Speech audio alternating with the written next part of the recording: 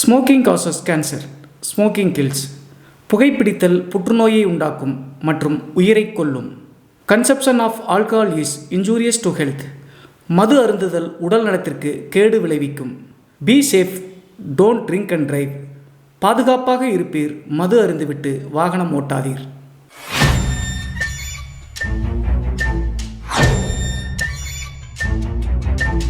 Hi everybody, நான் உங்கள் சிவா.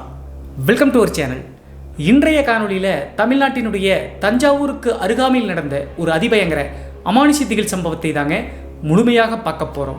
இந்த சம்பவத்தில் தஞ்சாவூருக்கு அருகாமையில் இருக்கக்கூடிய ஒரு கிராமத்தை சேர்ந்த ஒரு பெண்ணும் ஆணும் காதலித்து அதற்கடுத்து படிப்பு மற்றும் பொருளாதாரம் காரணத்தினால இரு குடும்பமும் ஒத்துக்காம அந்த பெண்ணை வேறொரு நபருக்கு திருமணம் செய்து திடீரென்று அந்த குடும்பத்தில் நடந்த ஒரு மரணம் காரணத்தினால நடந்த திகில் மற்றும் அமானுஷ நிகழ்வு தாங்க இன்றைய காணொலி.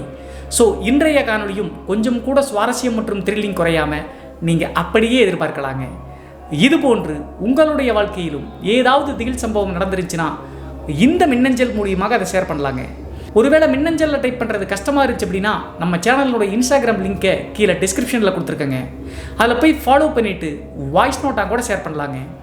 இது வரைக்கும் நம்ம சேனலை நீங்கள் சப்ஸ்கிரைப் பண்ணாமல் பார்த்துட்டு இருந்தாலும் சரி, புதிய பார்வையாளராக இருந்தாலும் சரி, வீடியோக்கு கீழே இருக்கக்கூடிய சப்ஸ்கிரைப் பட்டன் மற்றும் பெல் ஐக்கான் இரண்டையுமே கிளிக் பண்ணிடுங்க. நம்ம ஷோக்குள்ளே போகலாம்.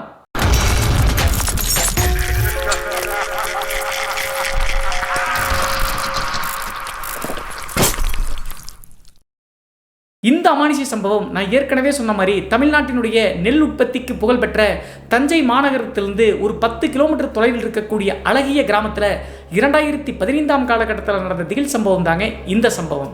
இந்த சம்பவத்தை நம்மளுக்கு மின்னஞ்சல் மூலியமாக ஷேர் பண்ணது நம்ம சேனலுடைய சப்ஸ்கிரைபராக இருக்கக்கூடிய நாராயணன் அப்படிங்கிற நபருங்க.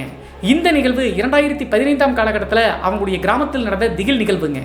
அப்படி என்ன நடந்துச்சு அப்படின்னு சொல்லி பார்த்தா 2015 காலகட்டத்தில் நான் ஏற்கனவே சொன்ன மாதிரி தஞ்சாவூர்லேருந்து 10 கிலோமீட்டர் தொலைவில் இருக்கக்கூடிய ஒரு அழகிய கிராமம் இருக்குங்க.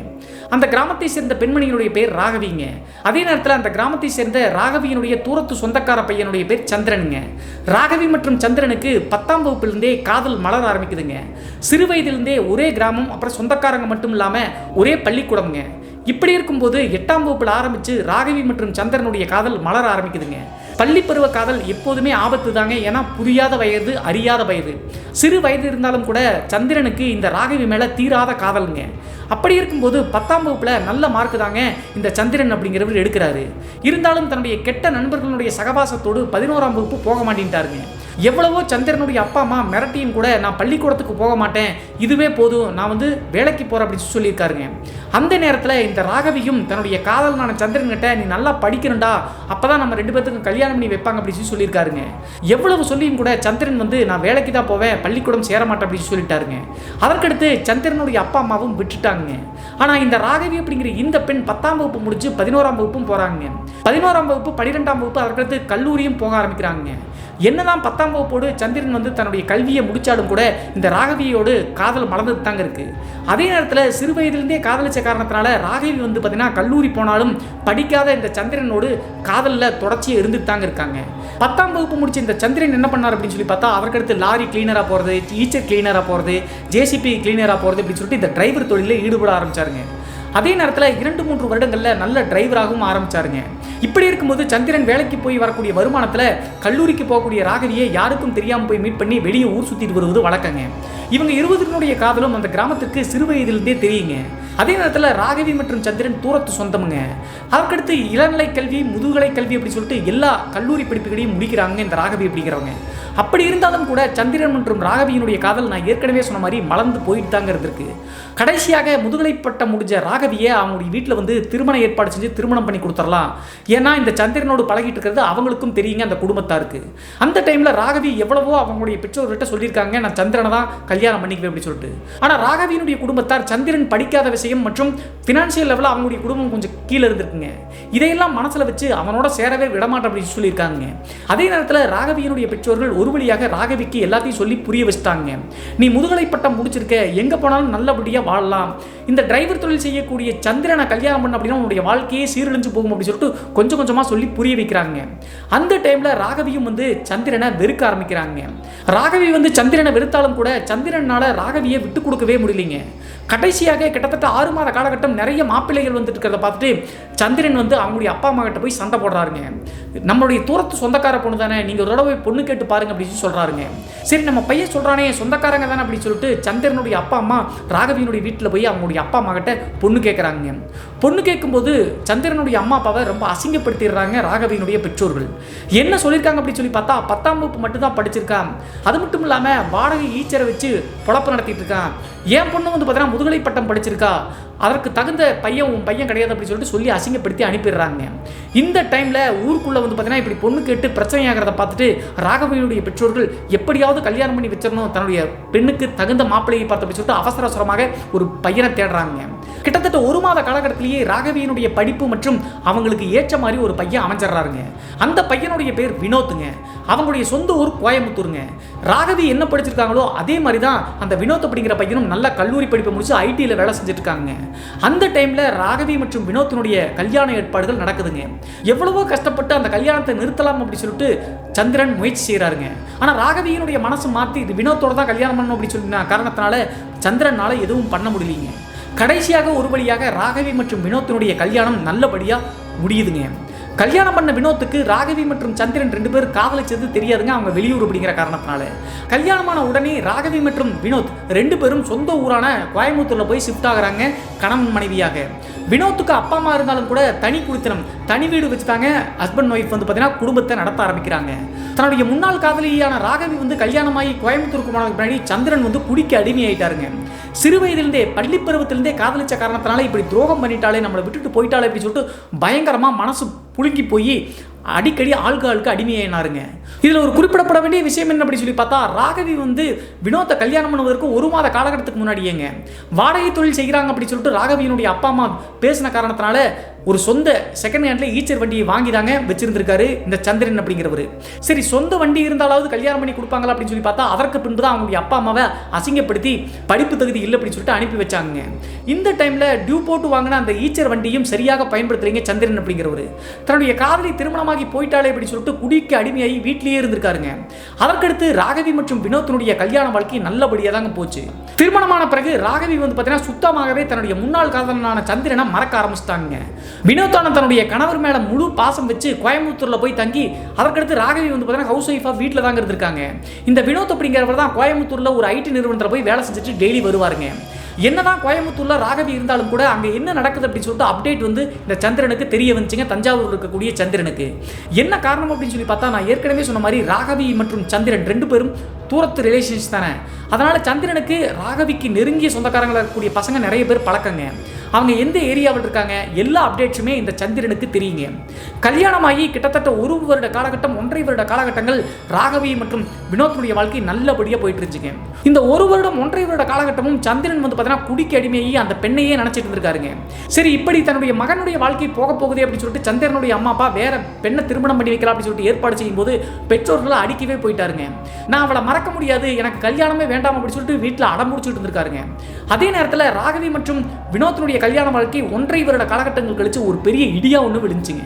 என்ன ஆச்சு அப்படின்னு சொல்லி பார்த்தா, தஞ்சாவூரில் இருக்கக்கூடிய இந்த கிராமத்திற்கு ஒரு பெரிய துக்க நிகழ்வு ஒன்று தென்படுதுங்க.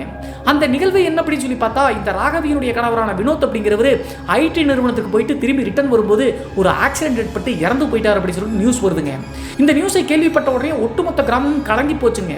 இப்போதான் 1 வருடம் 1.5 வருடம் தான் திருமணம் ஆச்சு, அதற்குள்ள அந்த பெண்ணினுடைய வாழ்க்கை இப்படி போயிடுச்சு அப்படின்னு சொல்லிட்டு யோசிக்கிறாங்க.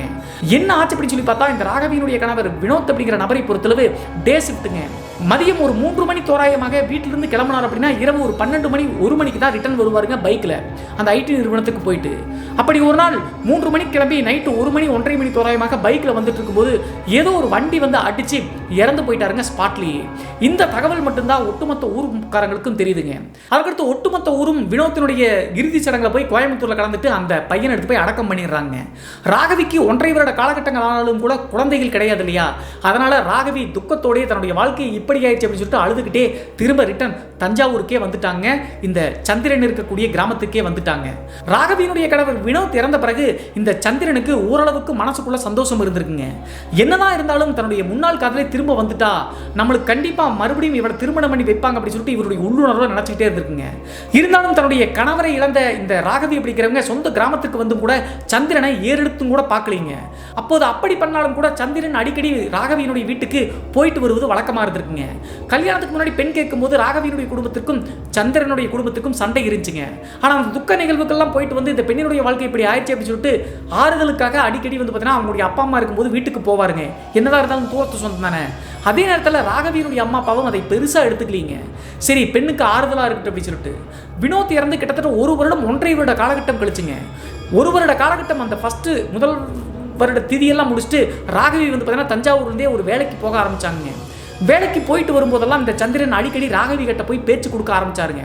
தன்னுடைய கணவர் இறந்து 1 வருட காலகட்டம் கழிச்சு சந்திரன் வந்து இவரை பின்தொடர்ந்து வந்த காரணத்தினால கொஞ்சம் கொஞ்சமா ராகவி வந்து மறுபடியும் சந்திரன் கிட்ட பேச ஆரம்பிக்கிறாங்க. யதார்த்தமாக இந்த பேச்சு போக போக மறுபடியும் நட்பா மாறுதுங்க.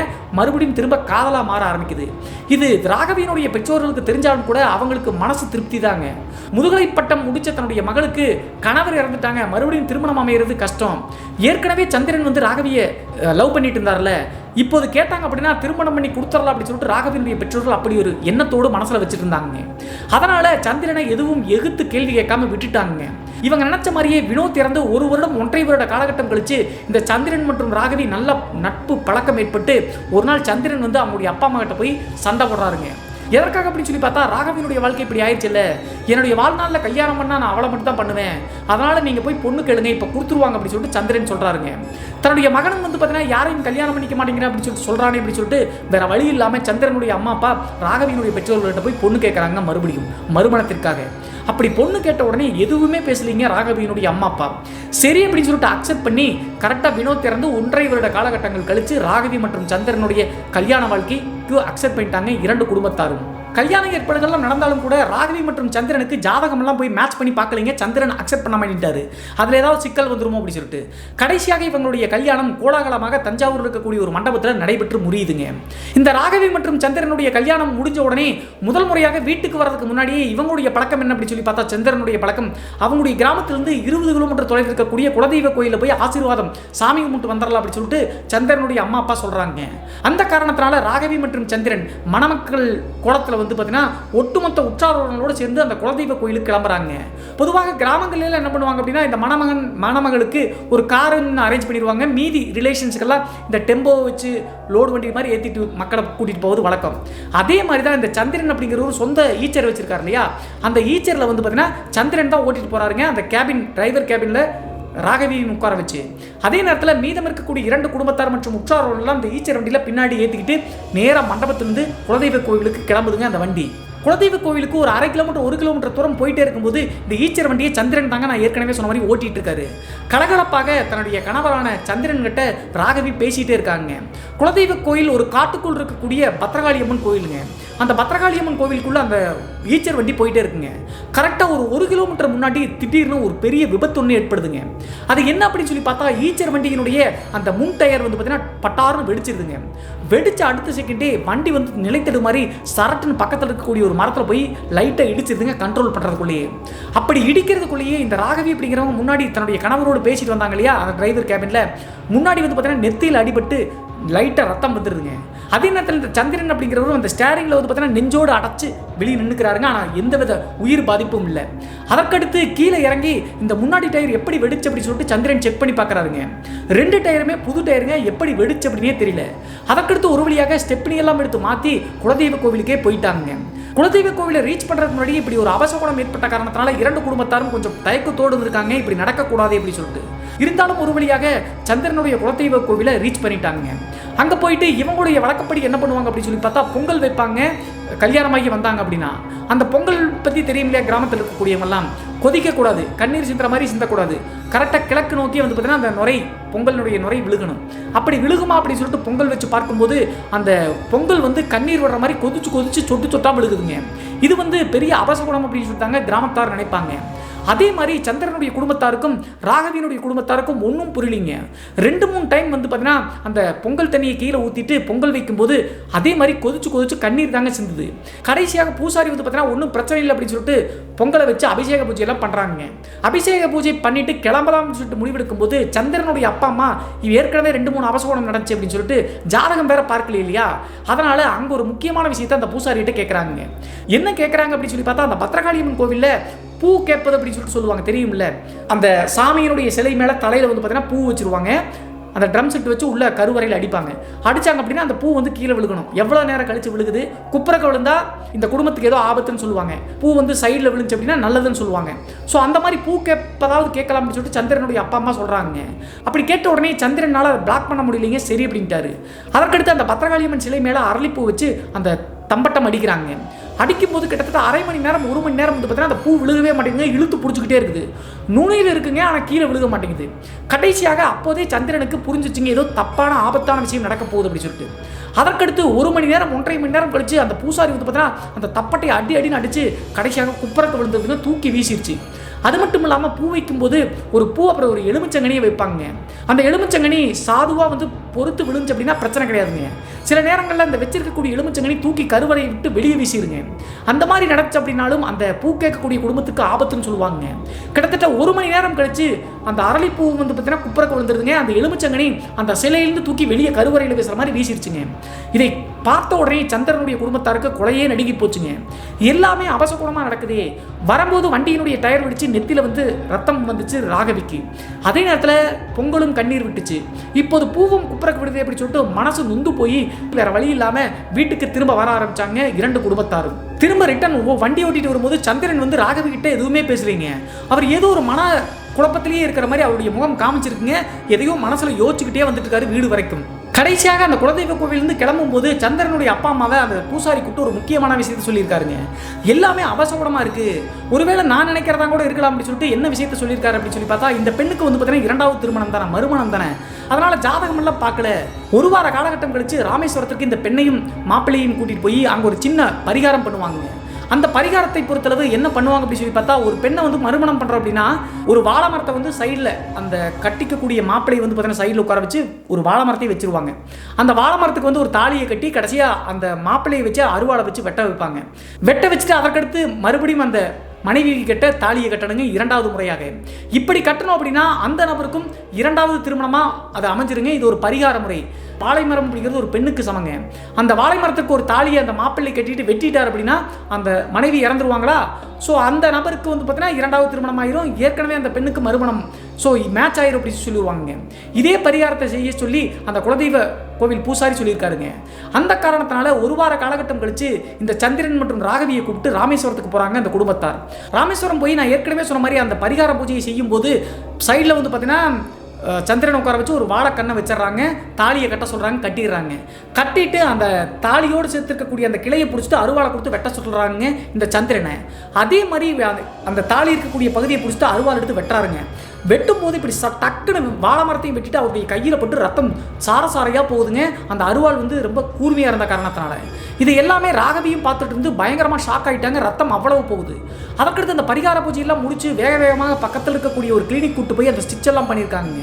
ஏன்னா பரிகார பூஜையிலையும் இப்படி அபத்தமான ஒரு ரத்தக்காவு வாங்குது அப்படின்னு சொல்லிட்டு பரிகாரம் பண்ண பூசாரிக்கும் ஒன்றும் புரியலிங்க. இருந்தாலும் எல்லாம் நல்லபடியாக முடிச்சு அப்படின்னு சொல்லிட்டு சொல்லி அந்த பரிகாரம் செய்யக்கூடிய பூசாரி அனுப்பி வச்சிட்டாருங்க.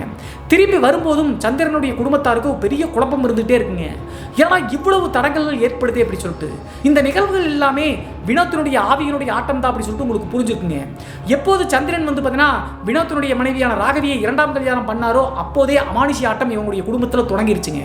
இதற்கு பின்பு நடந்தது தான் அவங்களுடைய வாழ்க்கையினுடைய உச்சகட்டம் அப்படி சொல்லி சொல்லலாங்க.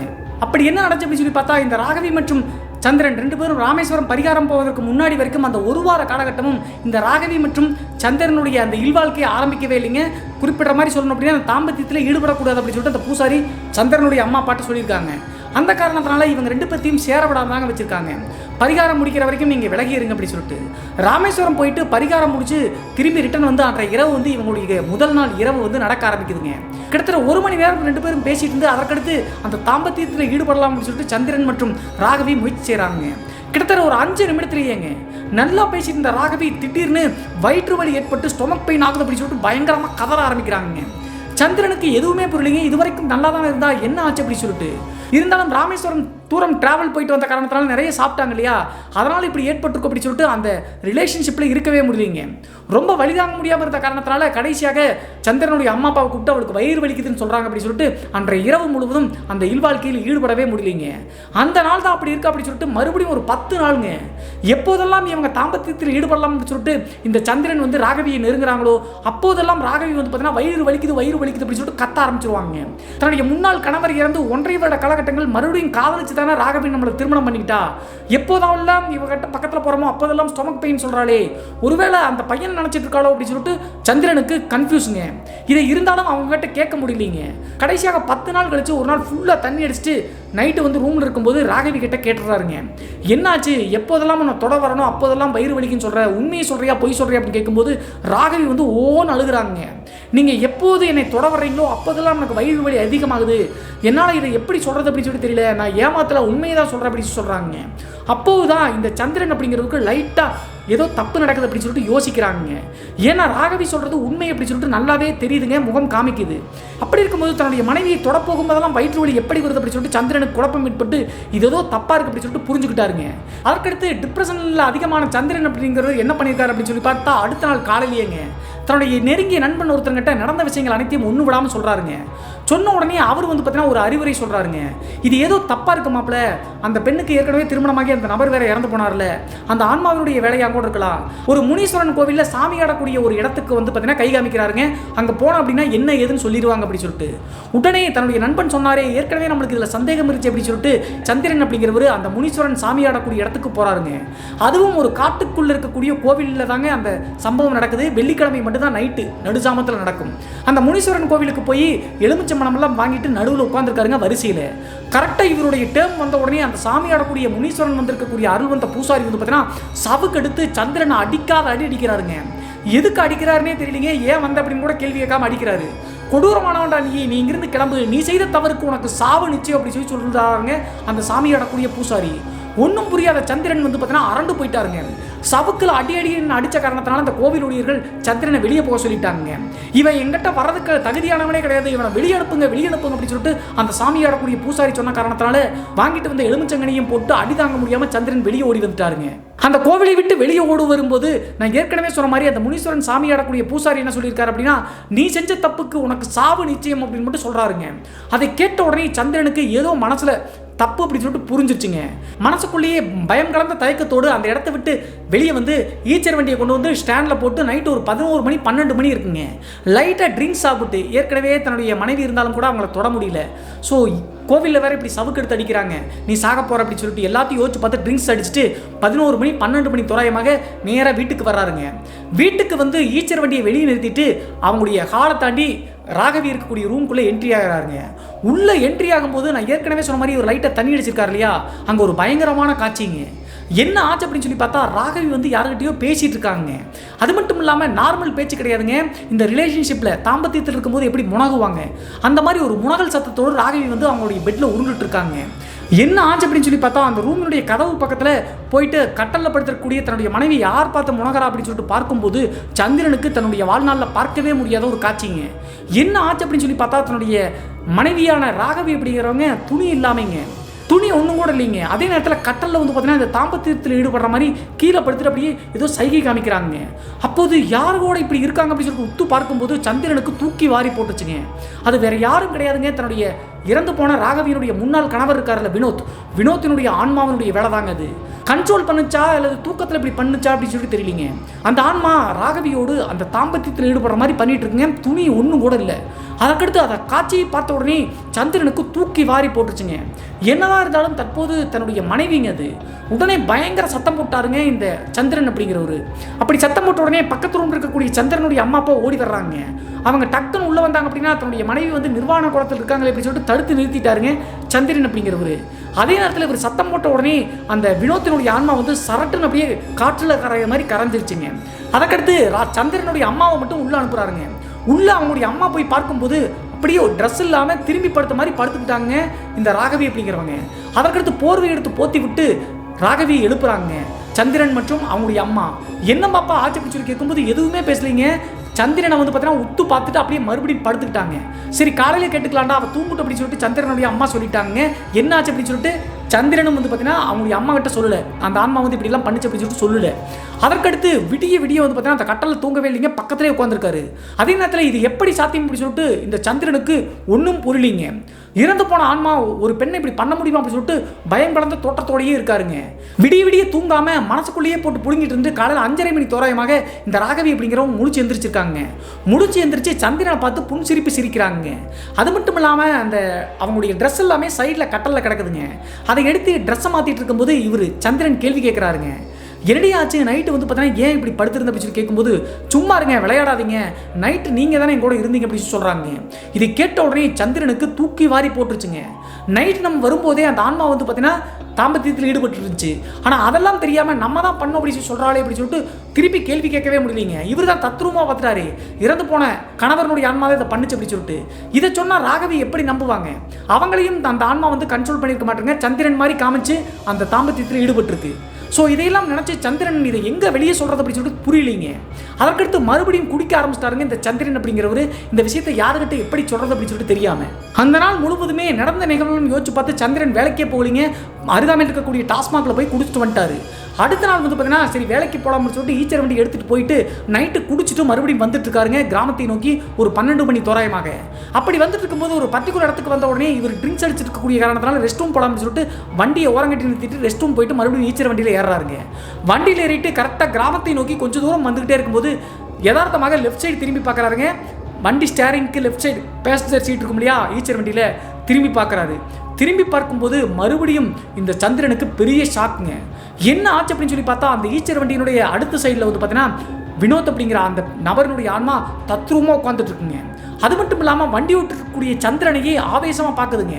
சந்திரன் ஓரளவுக்கு போல்டான ஆள் தாங்க. அந்த ஆன்மாவை பார்த்துட்டு பார்க்காத மாதிரி ஒன்றும் தெரியாத மாதிரி வண்டியை மறுபடியும் கொஞ்சம் தூரம் அப்படியே பயம் இருந்தாலும் கூட ஸ்டேரிங்கை பிடிச்சி ஓட்டிகிட்டே வந்துட்டு இருக்காருங்க. கொஞ்சம் தூரம் வந்துகிட்டே இருக்கும்போது அந்த ஆன்மா இவர் பக்கத்தில் வந்து தாக்குற மாதிரி உணர்வு தென்படுதுங்க. உடனே இந்த சந்திரன் என்ன பண்ணுறாரு அப்படின்னா வண்டி ஓட்டிகிட்டே இருக்கும்போது பயத்தில் என்ன பண்ணுறது அப்படின்னு சொல்லி தெரியாமங்க ஒரு காலை அழுத்தி பிடிச்சிட்டு இன்னொரு லெஃப்ட் காலை தூக்கி அந்த சைடில் இருக்கக்கூடிய ஆன்மாவை உதைக்கலாம்னு சொல்லிட்டு உதைக்க ட்ரை பண்ணுறாருங்க. அப்படி காலை நீட்டினா அடுத்து உதைக்கலாம்னு ட்ரை பண்ண அடுத்த நொடிதாங்க வண்டி ஓட்டிகிட்டு இருந்த சந்திரனை அப்படியே காலோடு சேர்த்து இழுத்து தூக்கி வண்டியிலிருந்து வெளியே வீசிடுச்சுங்க. வெளியே தூக்கி வீசின அடுத்த செகண்டே அங்கே ஒரு கல்லில் அடிபட்டு வந்து சந்திரன் விழுந்துட்டாருங்க. அதே நேரத்தில் இந்த ஈச்சர் வண்டி ரன்னிங்கில் தானே போயிட்டுருக்கு. வேகமாக போய் ஒரு மரத்தில் மோதி பெரிய விபத்து ஏற்பட்டுருதுங்க. அதற்கடுத்து சந்திரன் சைடில் இருக்கக்கூடிய கல்லில் அடிபட்டு தூக்கி வீசி வெளியே வீசின காரணத்தினால மயக்கமாயிட்டாருங்க. வழியில் போயிட்டு இருக்கக்கூடிய வாகன ஓட்டிகள் சந்திரனை பார்த்து ஆம்புலன்ஸ் அரேஞ்ச் பண்ணி மருத்துவமனைக்கு எடுத்துகிட்டு போகிறாங்க. அதற்கு பின்பு ராகவி மற்றும் சந்திரனுடைய பெற்றோர்களுக்கு தகவல் தெரிஞ்ச உடனே ஹாஸ்பிட்டலுக்கு வர்றாங்க. ஹாஸ்பிட்டலுக்கு வந்து ராகவி வந்து சந்திரனை பார்த்து ஓன்னு அழுகிறாங்க. எப்படி விபத்து ஏற்பட்டுச்சு அப்படின்னு சொல்லி கேட்கும்போது சந்திரன் வந்து பார்த்தீங்கன்னா ஒன்றுமே பேச மாட்டேங்கிறாருங்க.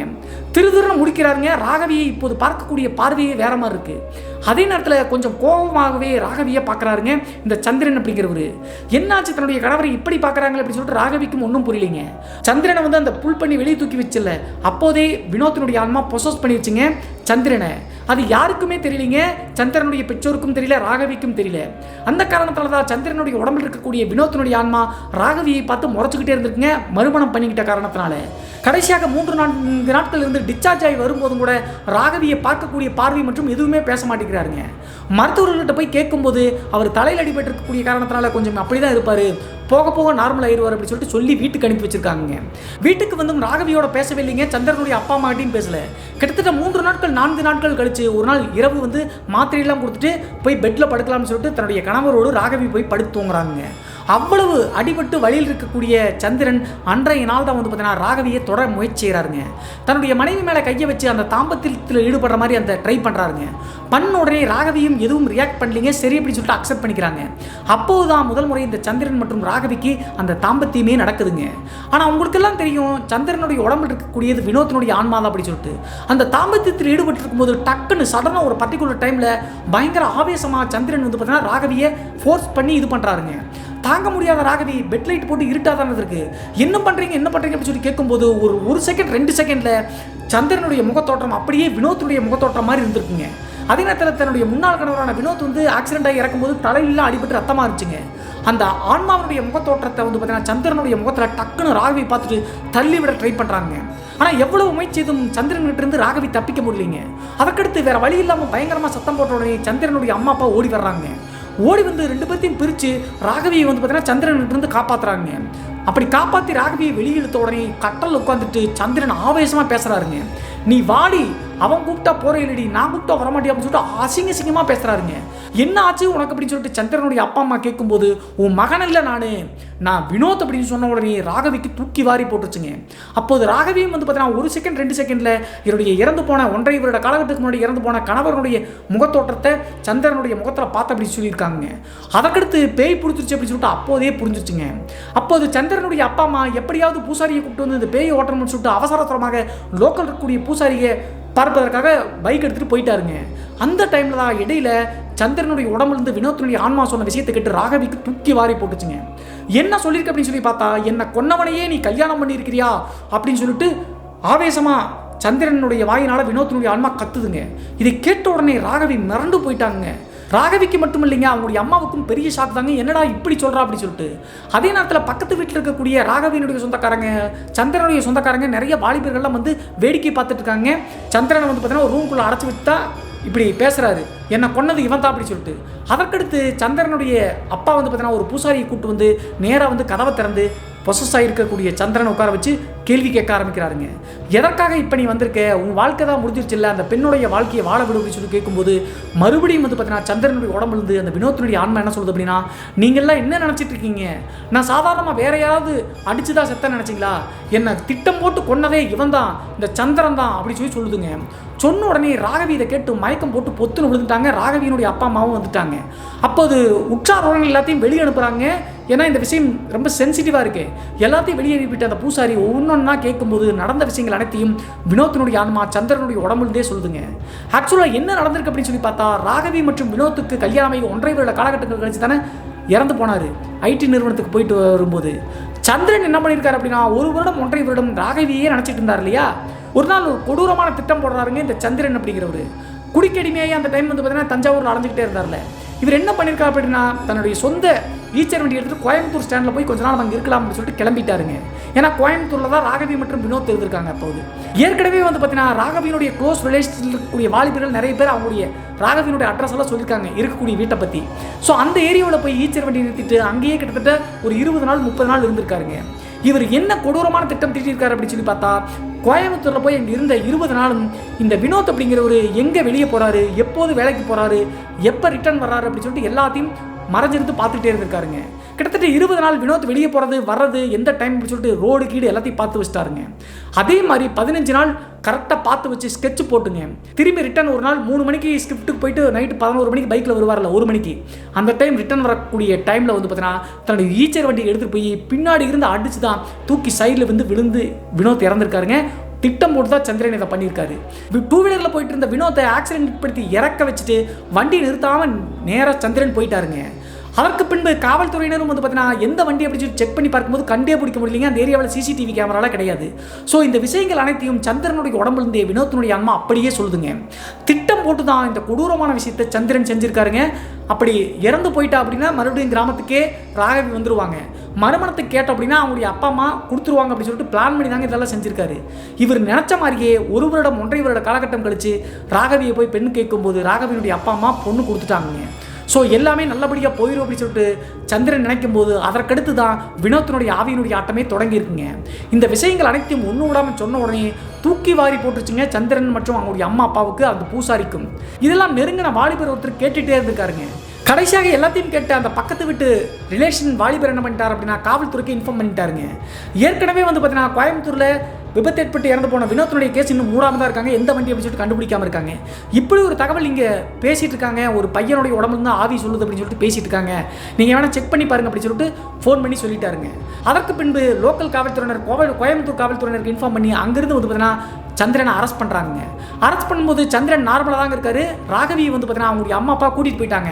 ஏன்னா இப்படி ஒரு தப்பான விஷயம் நடந்திருக்கு, இது எது உண்மை அப்படின்னு சொல்லிட்டு தெரிகிற வரைக்கும் கூட இருக்கட்டும்னு சொல்லிட்டு ராகவியை கூட்டிகிட்டு போயிட்டாங்க அவங்களுடைய அம்மா அப்பா. ஒரே கிராமம் தானே. அதற்கடுத்து சந்திரனை கோயம்புத்தூர் காவல்துறையினர் இங்கே வந்து அரெஸ்ட் பண்ணி கூட்டிகிட்டு போய் உள்ளே வச்சு சிறப்பான விசாரணை விசாரிச்சிருக்காங்க. அடித்த அடியில் எல்லா விஷயத்தையும் ஒன்றும் விடாமல் சொல்லிட்டாருங்க. அவருடைய வாயினாலேயே எப்படி நடந்துச்சு அப்படின்னு சொல்லிட்டு திட்டம் போட்டு தான் பிளான் பண்ணி கொண்டிருக்காரு அப்படின்னு சொல்லி முடிச்சிட்டாருங்க. எப்படி வந்து பார்த்தீங்கன்னா சந்திரனுடைய உடம்புல வினோத்தினுடைய ஆவி வந்து சொல்லிச்சோம், அந்த விஷயத்தை பிசுறு மாறாம சந்திரனும் அக்செப்ட் பண்ணிட்டாருங்க.